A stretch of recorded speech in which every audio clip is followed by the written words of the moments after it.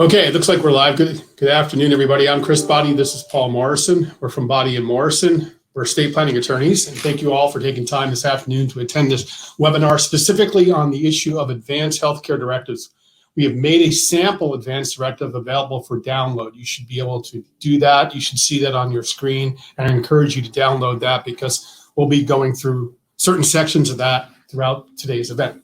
So you want to explain how this is going to work? Yeah, thanks once again, everybody, for checking in, taking time out of your schedules to sit in and hopefully learn a lot about estate planning a little bit generally, and specifically, as Chris mentioned, the Advanced Healthcare Directive, which, although we don't recommend doing just one, this famous line, if you were to just do one document that we consider a part of a suite of estate planning documents, this is probably the most important one. This is not about beating the tax system or the probate lawyers or any of that stuff. This is a really critical document because if you're in a healthcare crisis and you are unable to communicate your wishes to your own doctors, you need this document to articulate your wishes to the medical professionals and to establish a chain of command that's going to be able to step in and have the authority to tell doctors or nurses or whoever what your wishes are. Now, this is our first daytime webinar. Thanks for joining us on this. We're going to be shaking it down here today. We had to pivot due to COVID. We pivoted from our live evening workshops where we used to get a group of people together in a room and educate them about estate planning. And we go into a big tirade about that for a couple of hours. A couple of years ago, a year and a half ago, maybe fortuitously, had our live workshop presentation recorded by a videographer crew. And then Chris's brother is a filmmaker, so he was kind enough to edit that down for us into a usable length and format. So we now provide part live, part canned webinar presentation about estate planning in general. I believe the next one's coming up next Tuesday. Am I right about that? Wednesday. Tuesday or Wednesday next week. It's on our website. That'd be the 18th or 19th. 25th or 26th. I think it's Tuesday this time for some reason. It's on our website. Yeah. So go to our website, www.bodylaw.com, and you can register for that if you want to learn more about estate planning in general. Today, we're here to talk about a subset of that, as we indicate, the Advanced Healthcare Directive. And our little series of daytime, shorter webinar presentations, we're calling it Plan on It. Okay. I came up with that name. You did. And so catchy. And so periodically we'll be doing brief, less than an hour webinar conversation, really roundtables. Our evening webinars, the ones that's the condensed version of our full-blown workshop, those are more of a lecture. We take live questions at the end of them and we encourage that, but this is more engineered in a roundtable format. So as we start talking about the substantive material that we're going to cover today about healthcare directives, if you guys have questions, we really want you to chat them to us. And as they come in, we're going to answer them so that we can have a little bit of a dialogue going on here today. This, as I said, is more of an informal roundtable type of discussion about this topic rather than you sit back and have somebody drone at you for a while and then come back live with your questions. This is real time. You got a question? Shoot it to us. All right. Yeah. When you do send those chat messages, they're private. In other words, the rest of the group who's out there doesn't get to see them. They go directly to Paul and myself, and we'll answer them as we go through this. So you don't have to wait to the end to ask questions. We'll be happy to take questions as we go throughout the presentation concerning the advanced directive. Okay. So what is an advanced directive? An advanced directive is a medical power of attorney. You may have heard the term power of attorney before. People usually associate power of attorney to be a financial related document. And in fact, the Advanced Healthcare Directive used to be called a durable power of attorney for healthcare. But that the law changed many years ago and the Advanced Directive was born. And that is the document you need to have in the event you become incapable of giving informed consent, in the event you become incapacitated and cannot communicate your wishes to the doctor and to the healthcare providers. Like Paul said, I firmly believe this is arguably the most important document that you can do when it comes to estate planning, because doing this benefits you and it benefits your family. And it's different than everything else that we normally do for our clients. It can save your life and it can take your life. And we'll take you through the various sections of the advanced directive and discuss the different issues that come with those sections. So again, this is a critically important document to have, and it can be needed in one heartbeat, like a stroke or a car accident, and you're in a situation where you cannot protect yourself, you cannot direct your own health care. You need to be able to say, as to opposed to a probate judge, who is going to make these decisions for you, who's going to manage your health care. And that's the reason why it's the most important document, in my opinion. So let's get started. The advanced directive has basically 5 key parts. Part 1 is the part that can save your life. And what that section really deals with is the power to appoint an agent.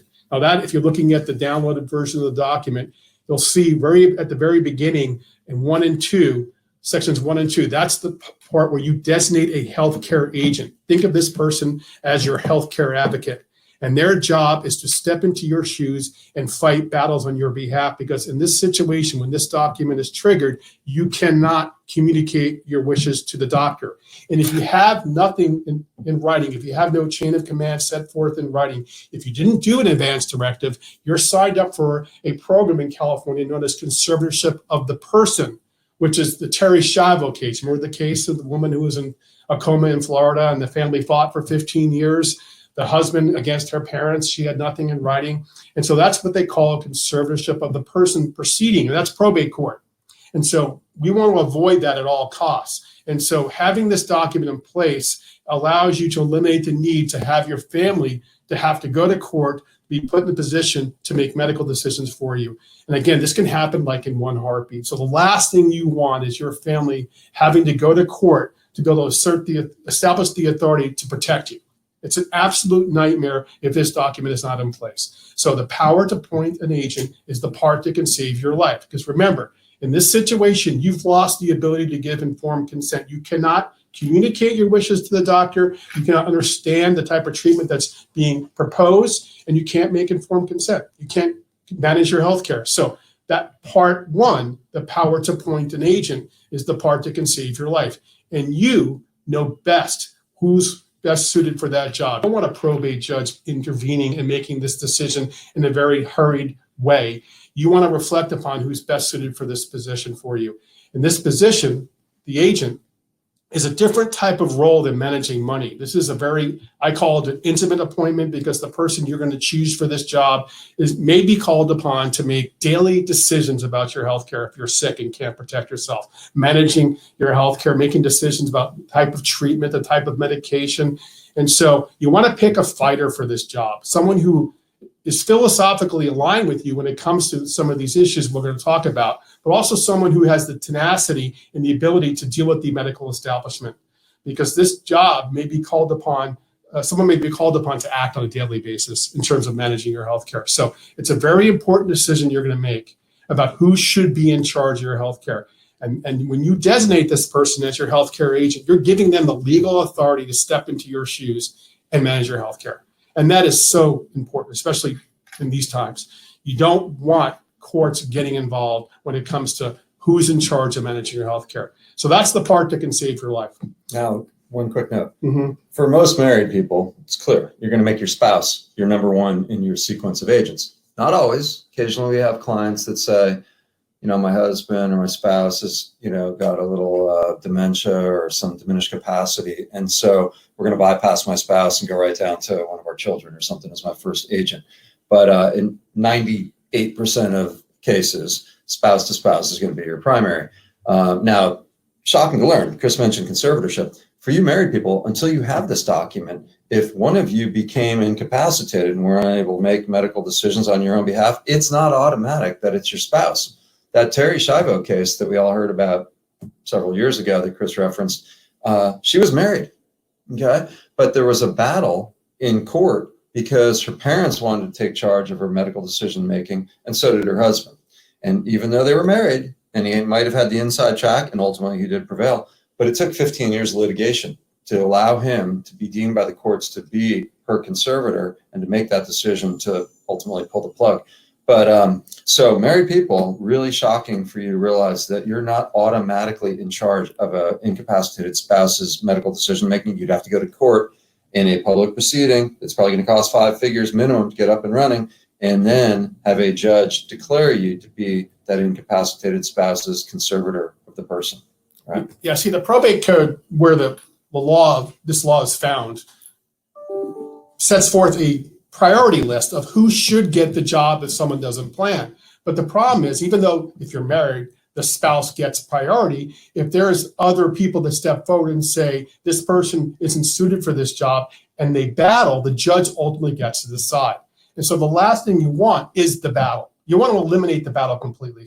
It's totally unnecessary if you plan ahead and designate the people you want. You want to create that chain of command. It's so important to have a clear person who gives direction when it comes to managing your healthcare. And you want backups. So if your first choice is unavailable for whatever reason, maybe they're traveling. Well, right now, you really can't travel very far, at least Only 6 countries. But maybe you're out of the country when things get back to normal. Maybe you're out of state. Maybe you're just not available. Whatever reason may be that your first choice cannot be there in direct healthcare, you can designate backups, and you want to. Again, a clear chain of command is critically important here. So remember, the power to appoint an agent is the part that can save your life. Now let's move on to the second major section, and that's the instruction section. And you can find that on page 3 of the advanced directive, starting in paragraph 6. This is the part that can take your life. Now, you may have heard, some of you, the term living will.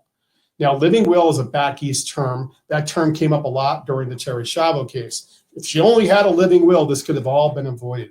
And that's true. In Florida, that's what they call those documents. But in California, the living will component is brought into the advanced directive as a section of the advanced directive.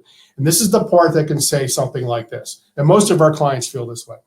If it comes down to machines keeping them alive, and there's no chance of recovery, no hope of having any quality of life, and quality of life being the key here, and but for the machines, you would have died naturally. Most people do not want to be kept alive in that situation.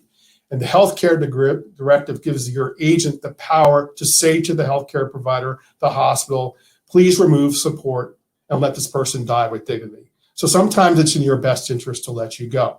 So not only can this document save your life, it can take your life. And the instructions to the physician is the section where you set forth your philosophy about how you feel about life support. It's a balancing test. We know right now in COVID situations, for example, when you're being put on a respirator, they're doing that for the sole purpose because they think it's going to be an aid to recovery. They're not going to put you on a respirator if you don't think you're going to come out of it. And so the respirator is a form of life support. Now, in the case of COVID, for example, we've got a lot of questions because of COVID. That doesn't mean pull the plug just because you're on a respirator. No. The reason why it doesn't mean pull the plug is because your healthcare agent understands that this is ultimately the goal of this treatment is to have you recover. And so in that scenario, pulling the plug would not be appropriate. So the way we design this is it's a balancing test. You look at all the variables, your age, quality of life, the type of condition that you have, suffering, everything is factored into by the agent. And it's not a rush to judgment. You want to get a handle on the situation. You want to make sure that you understand what truly all hope is lost. And if you cross that line and the agent concludes, consistent with what your direction says, that all hope is lost, they can let you go. And that's the part that can take your life. And so this is a critically important document. These two features are by far the most important features of the advanced directive. Okay. Yeah, so build on that. Right. There's two general paths that one can go down when one is creating one's healthcare directive. One is, as Chris said, most of our clients are aligned philosophically on this. We have exceptions, but many people say, look, I want you to keep me alive, keep fighting for me to stay alive, as long as I've got a reasonable chance of regaining my quality of life, brain function, meaningful interaction with family or friends. If I have a hope of that, you can do anything. Fire this doctor, try a specialist, take me to Mexico, try something experimental. Do anything that you think is a reasonable. Mexico, by the way. You can. It's one of the 6. All right. I don't want to go to Turkey. That's one of the 6. Algeria. But anyway, okay. Take me. Try something. Anything to keep me going, as long as I got a reasonable chance of regaining my quality of life. And so that's an overarching theme. Some people, on the other hand, say, I want my agent, I want you people keeping me alive as long as possible, no matter what. All right. Now that's their preference. You believe that? You can have that drafted in your healthcare directive. Maybe, by keeping you alive, although it may merely be a mere biological existence with no hope of regaining quality of life, maybe some kind of treatment comes along that wasn't available when you went into that state that can pull you back out of it. So we're not here to judge one's preference as to which of those two paths they take. It's just that most people, I'd say a statistically overwhelming percentage, say, yeah, keep me alive as long as there's a chance of my regaining quality of life, brain function, meaningful interaction with family or friends. And the irony is, though, those two parts that Chris is talking about, your ability to direct care through and articulate your wishes through a document, really in the instructions for healthcare, as well as your designation of alternate agents, if you can't convey your wishes to, those things, we got to cross one threshold before we can even get this document in play. And that has to do with this HIPAA law. Do you know what HIPAA is? It stands for Health Insurance Portability and Accountability Act of 1996. Thank you, President Clinton. Nice to see you the other night. Look a little weird. Epstein, whatever. But anyway, HIPAA, it's a privacy law, well-intended. It's there to keep our medical information private. We don't want it sold to third parties or insurance companies or pharmaceuticals or whatever. And so HIPAA was well-intentioned, but maybe a little bit overly broad in the way that it has been construed. And what that means is if you get raced off to the hospital because there's some kind of emergency, and even a spouse shows up and says, hey, what happened to my husband? I heard there was an accident. What's the deal? They might shut you down because they might say, hey, he's upstairs in surgery. We can't tell you anything more. We can only release his personal health information to him. And so before you as an agent, even if you're there going, hey, we've been married 30 years, doesn't matter. There's no exception for spouses around that HIPAA law. So a really critical component of one's healthcare directive, when it's properly crafted and in modern standards, because this HIPAA law only came into play in 96 and it really didn't percolate into practice until around 2000 or 2001. This document you're going to have, and you'll see it in the sample that you can look at, has a HIPAA release that you execute in advance saying, hey, look, if I'm in some kind of situation where I cannot deal with my own health information, I'm authorizing, in fact, I'm mandating you health professionals to release the critical information to the people I have named as my agents on this document, both my primary and my alternate agents, so that they can get the information they need to make informed decisions on your behalf.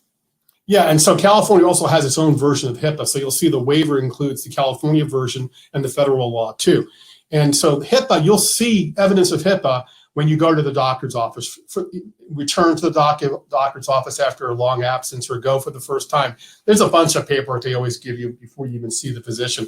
And one of those forms that they hand you is an authorization. It's because of HIPAA, where you have to identify by name the individuals they can release information to about your condition because they don't want to get sued. When you go to the pharmacy, you're standing behind a line. That's called a HIPAA line. They don't want people snooping and looking over the shoulder of the person ahead of you to see what kind of prescription they're getting, which kind of takes the fun out of going to the pharmacy. If you have to stand in a line, you can't tell what the issue is ahead of you.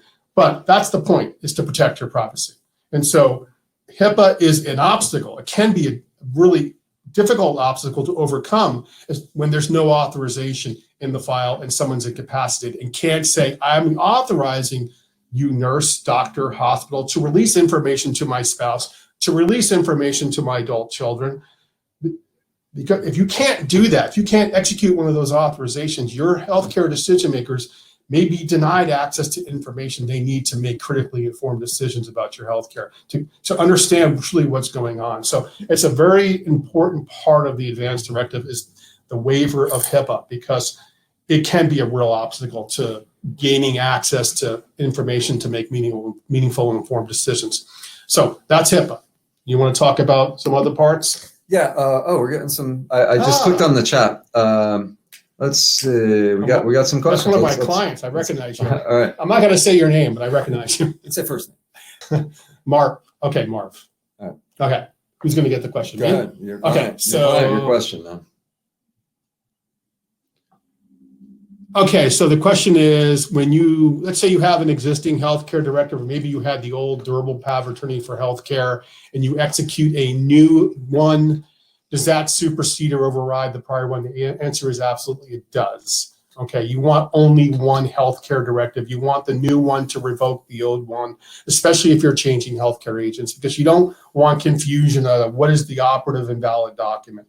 And so typically when you sign a new advanced directive, you want to destroy the old one completely. And if you've given one to your healthcare provider, like your primary care physician, you tell them that one has been superseded and you give them the new one. So that's how I would handle that.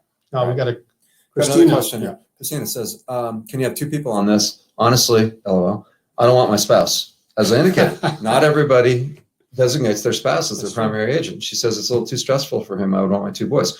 Yeah, you can have as many as you want in sequence. Now, a lot of the documents we talk about in our full-blown webinar and workshops about estate planning in general, you can have co-trustees or co-agents on your financial power of attorney, but for the healthcare directive, this form of power of attorney, which is unique in several ways, one of the things that we strongly discourage our clients from attempting to do is designation of co-agents on this, okay? I have had clients make me do it, but it's over our strong objections. And the reason that we really strongly discourage the designation of co-agents on this is because think about it, if you got your two sons on there as co-agents with equal authority and you're on the gurney and they're about to wheel you in to do a surgery and your boys are there, and as they're pushing in the hallway, the doctor says, oh, hey, by the way, guys, if something goes sideways with your mom's surgery, can we stick a tube down her throat? And one son says yes and one says no.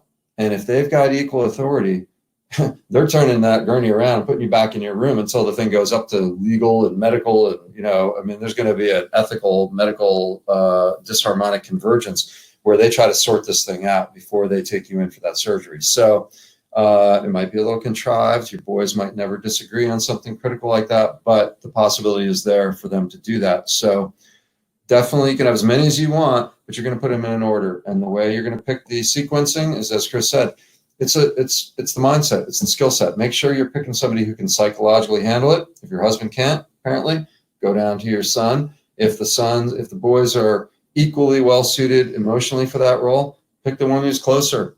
Pick the one who lives nearby. All right, because this is an emergency room document. We generally say geography doesn't matter that much in terms of who you designate for some of your money management roles. For the healthcare directive, it definitely does, because if you get taken to the hospital in some kind of emergency, you need somebody showing up quick. Now, you might have your son that lives locally, they can be there in 20 minutes, and you got your son on the East Coast. Your son on the East Coast is more well suited for the job. He can still be your number one agent, and your local son is your alternate. Your local guy will hold the line until his big brother shows up, tomorrow or whatever, and then it'll revert to the pecking order that you've established in your document. So yeah, you can definitely have more than one. Strongly discourage making them co or equals. And there's no shame in bypassing a spouse. Sometimes it's the appropriate thing to do. Yeah, and you also have to put yourself in the position of the healthcare provider. You're talking about potentially removal of life support, which is termination of someone's life.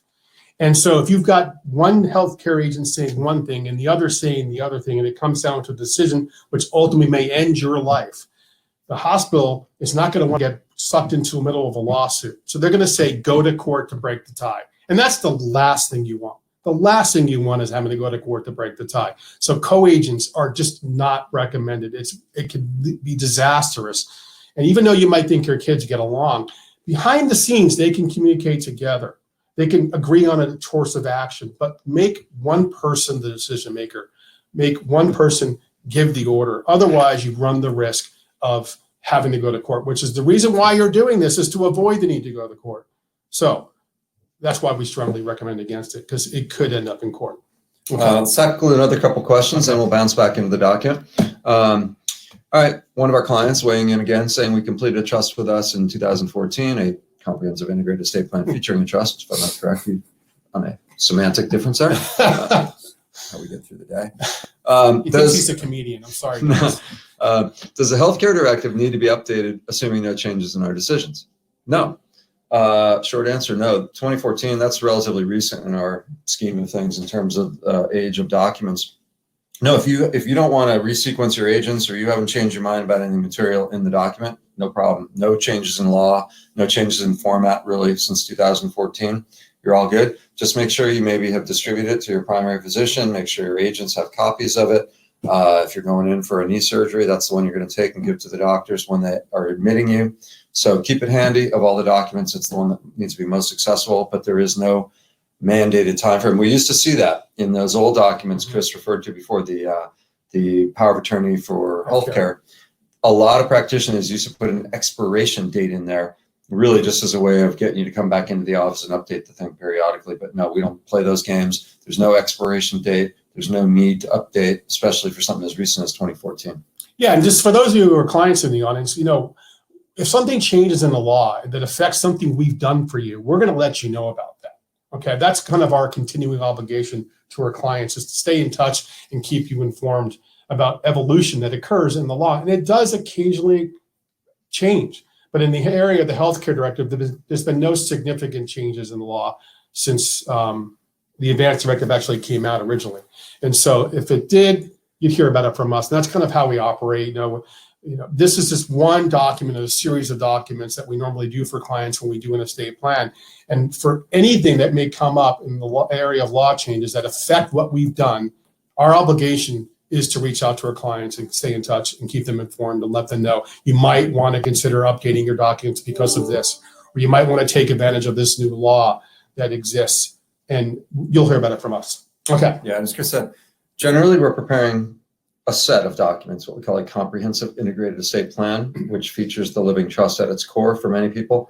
But the advanced healthcare directive is but one of those documents. But of all the documents that we prepare, probably the one that we prepare in a one-off basis most of all would be, let's say we did a couple's living trust, their family trust, and then they say, hey, my mom is in skilled care, and do we need something for her? We go, yeah, the one document she's got to have is the healthcare directive. So of all of them that comprise the set of documents we typically prepare for clients, the healthcare directive is the one that we prepare, I would argue, most in a one-off basis. Yeah, and not only for an elderly parent, maybe, but maybe for a child who's just turned 18. Like I've got two daughters, 23 and 19, and I had to do the math there. I'm sorry, if they were listening to me. They have the same birthday. They do have cool. 4 years apart.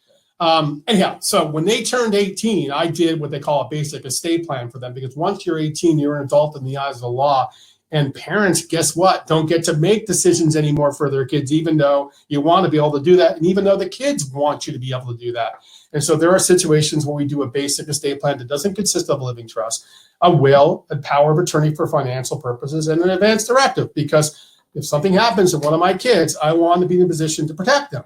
And so that's an example where we might do just an advanced directive, or maybe an advanced directive and a financial power of attorney. Yeah, actually, as an extension of that, any kid who's over 18 needs this, because you remember that HIPAA law that I was referring to, and I said there's no exception for spouses. There's also no exception for adult children.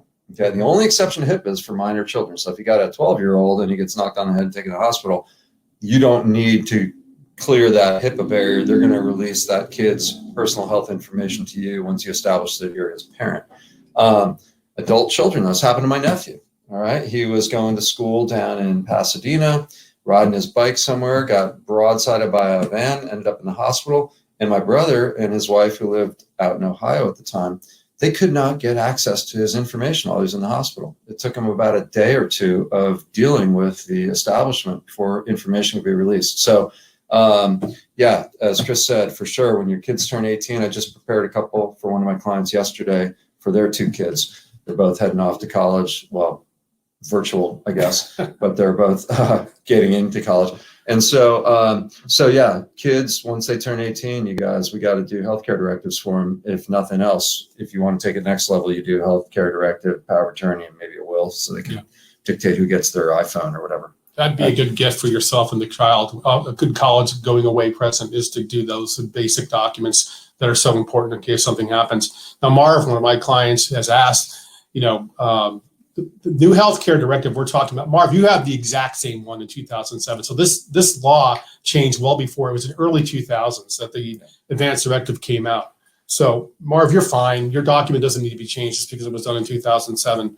And so, one of the things, like, we're providing an opportunity for existing clients to ask questions in this webinar, but one of the features that makes us different than most attorneys is, let's say one of our clients had a question about their advanced directive and they reached out to us, whether it was an email or a phone call, and we interacted with them. We don't charge for talking, period. We don't just charge our clients for any interactions like that. So one of the features that separates us from most attorneys who live and die by the billable hour is we don't penalize you for communicating, whether it's during a webinar or outside a webinar. If you ever have a question, you reach out to us, you're not going to get a bill in the mail. Just keep that in mind. So Marv, if you have more questions about your estate plan, just give us a call and get on the schedule and we'll talk more. Okay. All right. Next. All right. A couple of sections of this document that we haven't covered yet. They're kind of quickies. One is about donation of organs. Okay. You don't want your family fighting about that. So you'll be able to call that shot ahead of time. If you want to donate organs, go ahead. Great on you. There are different levels of willingness that sometimes people want to parse out. If you say, I don't care, I'm dead, you can take whatever and do whatever with me. Okay. But some people say, all right, I'm fine donating an organ if it can help somebody, you know, a heart transplant or something. But I'm not so keen on the notion of being the cadaver that the med students are goofing on or whatever. I don't want to be there for research or education, or there's one category in there that I honestly don't even know what it means, therapy. We can have that discussion. Yeah. Who knows? But anyway, it basically breaks into 4 segments. You've got transplant, education, research, therapy. So some people say, I'm fine donating an organ if it can help, but I want to limit it to transplant. Some people say, I don't care, you can take parts for whatever. But you're calling the shot. That's what a lot of this, in estate planning in general, is you taking control of these matters and getting it down in a legally effective way through a legally recognized document.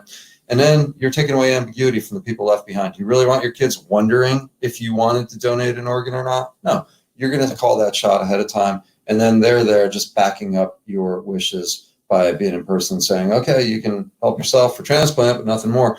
Sometimes I've had clients, you can take it to any level you want. I had one yesterday that wanted transplant only, but only for immediate family members. Okay. Sometimes we get some people saying, I'm fine for transplant, but not for anybody who's incarcerated. Okay, whatever, you're calling the shot. That's the beauty of this. You're taking control and you're saying, this is what I want. This is going to be enforceable and there's no gray area. Yeah, and these are legal documents. A lot of times, if you look at legal documents, you read legal documents, there's a lot of legalese that needs to be in there for them to actually be effective. But the advance directive of all the documents we do is done in plain English. It's the easiest document to read, and it's by far the most customizable. So when we send a draft out of an advance directive, and you retain us to do an advance directive, we're going to say, this is what we think you want, but if you want to make any changes, if you want to add more information to this, give more direction, say something specific about your particular situation, now is the time to do that. This is your document, and it's got to be perfect. And so, we've been doing this. I have 30 years, Paul, 31 years now. I've got a lot of physicians who are clients. I have a lot of nurses who are clients, and the nurses are the ones typically that will give further input in terms of what they want to see in the documents, because they have, unique experiences. And so we encourage our clients, when you get drafts of the documents, it's not, okay, here it is, sign it. No, we want you to read it. It's got to be perfect. You got to understand it. And it's customizable. And so if there's language in there you want to add about your unique situation, some people have religious preferences, they want to include the advance directive, and we include that. And so this is your opportunity to participate with us in the creation of arguably the most important document you'll ever do when it comes to estate planning. Okay. One more section of the document, and this one can be contentious as well. Yeah. And you might think, well, who's going to argue about that? But and this has to do with disposition of remains. All right.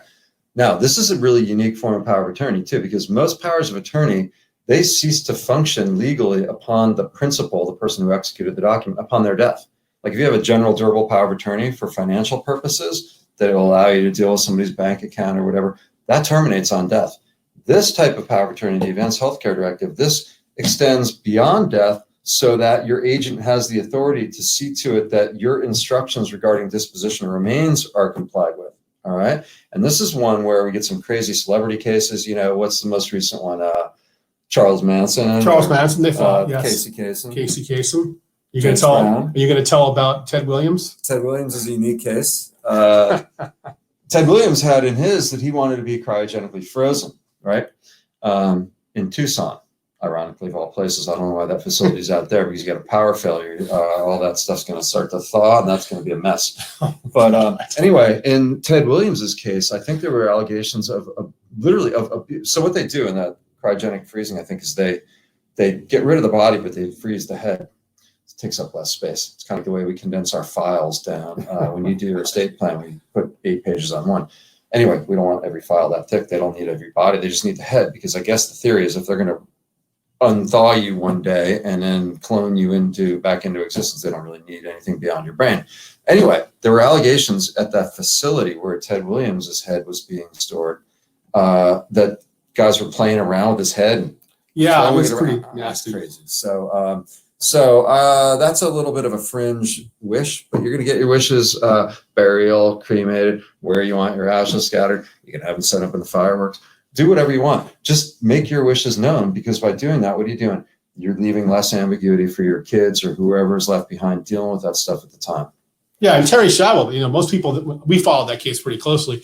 After she passed, after the agonizing battle, they were back in court against buried versus cremation. And the husband, who had remarried at the time, was saying, I want to cremate her. And the parents, for religious reasons, wanted to bury her. And the judge had to ultimately decide who to put in charge. And the judge sided with the husband. So you don't want your families fighting over these issues. Families who fight over burial instructions usually don't have holiday dinners together anymore. And so part of this planning is leaving peace and direction to the people who leave behind by saying something. And maybe you don't know which one. Maybe you don't know if you want to be cremated or buried. Well, just pick a chain of command, pick a decision maker to make that decision, or later write a note. But the point is, don't let your family argue over burial instructions. It's really sad and totally unnecessary. And so you have an opportunity to give them some direction, point them in the right direction, so they will not tear the family apart. It's really sad when that happens. And so in your advance directive, you want to cover the issue of burial instructions and what to do. And maybe you don't know, then pick a chain of command, but don't leave it up to chance, because that could lead to a disaster. All right, so to recap, we've got your designation of agents. We got your instructions for healthcare. That's where you issue your directive. We've got our HIPAA release to get around that privacy law. We got our donation of organs, yay or nay. And then we got our disposition of remains. And so that's, in essence, the components of the healthcare directive. And as Chris indicated, this is the most user-defined document of any of the estate planning documents. You could basically start with a blank page and write out your own. There's no format that's mandated. It's just that, in our document, it's a textual base. Sometimes you see the ones the hospital might give you, or something kind of like a check a box, prolong life or not, or whatever. Those are a little bit, infinitely better than nothing, but those are a little bit sketchy compared to a robust one where you had input in the drafting of it. And there's one important adjunct to this that we might want to touch upon briefly that many people feel is important as well, because the reality of it is, you might say, and let me touch on one thing. This is actually interesting. Many people come into our office and they say, yeah, I want a DNR. I want a DNR, do not resuscitate. I'll say to them, hey, listen, I get what you want theoretically, but you probably don't want something as overly broad as a DNR. If you took a DNR to its illogical extension, what that might really mean is, if you took it literally, if you're choking on a piece of prime rib, you don't want somebody to give you the Heimlich. Well, that's absurd. If somebody gives you the Heimlich, the thing goes flying out and you're fine a minute later. Resuscitate me, in essence, okay? If I have a chance of getting back to normal with my quality of life, then you can engage in heroic measures if it looks like I've got that chance to regain my quality of life. The problem is, in some situations, first responders or emergency room people, they might revive somebody even though they know they probably have no chance of regaining that quality of life, because the first responders, the paramedics who might show up at your house, or the emergency room people, the way they view their mission is to keep that person alive and then let the legal and ethical things sort itself out later on. So there's this adjunct that you can add on to your healthcare directive. It's known as a POLST.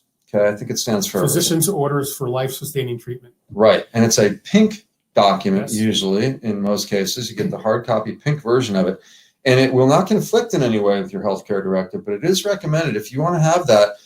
The recommended place to keep it, it's a little bit creepy, is right on your refrigerator, though. So if the paramedics show up, they get a call you had a heart attack or something, come over to your house, they're going to look on that refrigerator. If they see the POLST and it says, if I have no chance of regaining, my quality of life, let it go.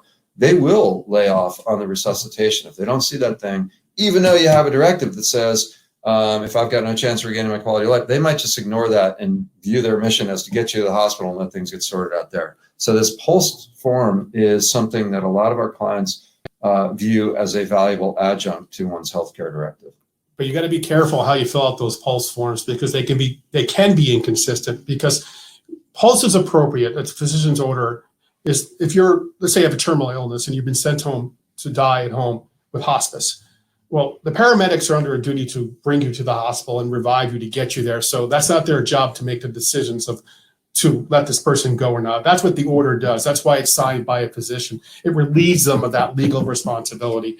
But I have healthcare providers. In fact, my primary care physician is encouraging clients who are otherwise healthy, who are not even close to needing being in a situation where it's a blanket DNR, to fill out these pulse orders. And they don't understand the implications of some of the boxes they're checking. So you got to be very careful with these because they can be inconsistent. And when I get a chance to talk to my healthcare provider, my doctor, I'm going to tell him, be careful what you're recommending here because people can misinterpret these documents. And in Paul's situation where you've got, someone choking in a restaurant and the paramedics show up and they try to revive you doing the Heimlich or whatever the reason may be, a freak accident, and you've got a blanket DNR, that could be disastrous. So just be careful with the pulse orders. We don't recommend them unless you're at the point where, you've reached a point in your healthcare where all hope is lost. And the prudent thing is that to let you go if you do have a situation where there's a paramedic response or a nurse response if you're in a hospital. That's where it's appropriate. Okay. See if we got any more questions coming in. Come on, you guys. We're gonna have to filibuster here for a minute. Get some questions in. I hear Obama's against the filibuster. Well, we're going to keep going for a few more minutes, guys. That hasn't been promulgated until nobody told us about no filibustering. We were struggling before Paul and I met to discuss how we're going to put on a full-length presentation on one document because we normally spend 2.5 hours doing a series of documents. How are we going to make this last for the full hour? I'm not sure if we're going to make it to the full hour, but we got 40 minutes out of it, which is pretty impressive. If we don't get any questions, you're lost. All right, so if you are interested in learning more about the advanced directive and having us help you do an advanced directive, you can reach out to our office and we'll be happy to schedule a time for you to discuss this with either Paul or myself. And again, you're going to probably be advised by us, but that this is just one of the many documents you might want to consider doing. But we wanted to feature the advanced directive in a specific webinar because of what's going on right now.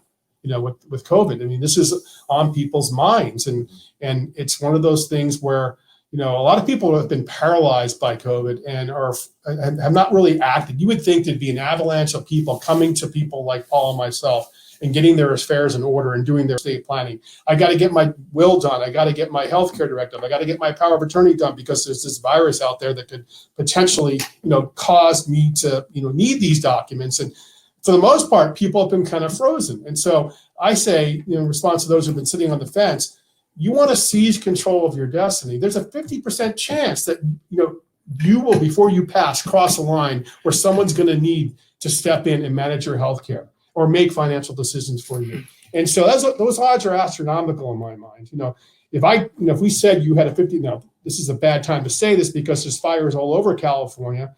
But realistically, if you knew your home had a 50% chance of burning down in the fire, you would definitely make sure you had adequate fire insurance with those kind of odds. Well, these are the kind of odds you have of needing an advanced directive before you die.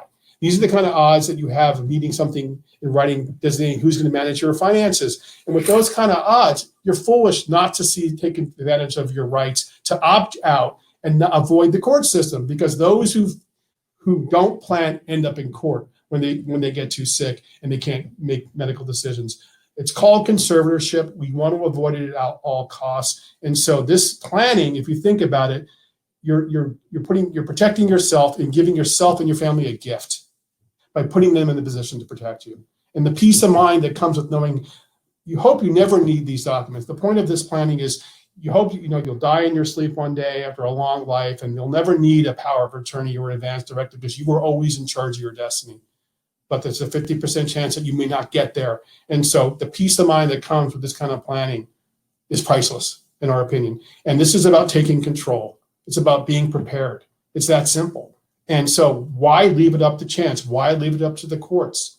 All you need to do is exercise your rights and plan around it, and you will not have this nightmare known as conservatorship, where the need is where you need to have a judge intervene to give people the legal authority to make healthcare decisions for you. and make medical decisions for you. So Right. on that note, as Chris indicated, if you want to move forward on talking more about one or establishing a healthcare directive, or even learning more about the entire suite of documents to comprise your comprehensive integrated estate plan, you can contact us and we'll set up an appointment. And now, obviously, during COVID times, like we said, we pivoted from live workshops to webinar presentations. We also are available for socially responsible distancing ways of meeting. We can talk on the phone. We can meet via Zoom. Many of our clients are opting for Zoom appointments now. It's a great way to communicate, but it's nice to be face-to-face at the same time, or phone or email. I mean, any way that you want to communicate with us, we're amenable to that. And these days, we're extremely flexible in terms of how we can move a project forward. Got to take exception with one thing you said there, Chris. It's one funny thing I heard the other day. When you say control your own destiny, it's impossible. Destiny is destiny. You can't control it. All right. okay. I learned a new semantic point. I can stick something. Okay. All right. Anyway, so you may be getting an email from Helen, who is our marketing assistant, about this webinar. This is early in the process. This is our first short mini webinar we've done during lunchtime. And so if you do get one of those emails from her asking for feedback, we'd appreciate your feedback, because you're trying to improve. This is our first time we've ever done one of these mini ones. And so any feedback you can give us would be helpful, because we're constantly trying to make this a better presentation and in the webinar more meaningful. And stay tuned. Check our website periodically. We're going to be doing a series of these, our Plan On It series, as well as the full-length usually evening webinars. So stay in touch, hit our website, bodylaw.com, and we look forward to communicating more intimately with any of you guys who want to move forward on this project. Okay, thank you all for attending. We really appreciate it. Enjoy the rest of your day and stay safe. Yeah, thanks, guys. Take care. Bye.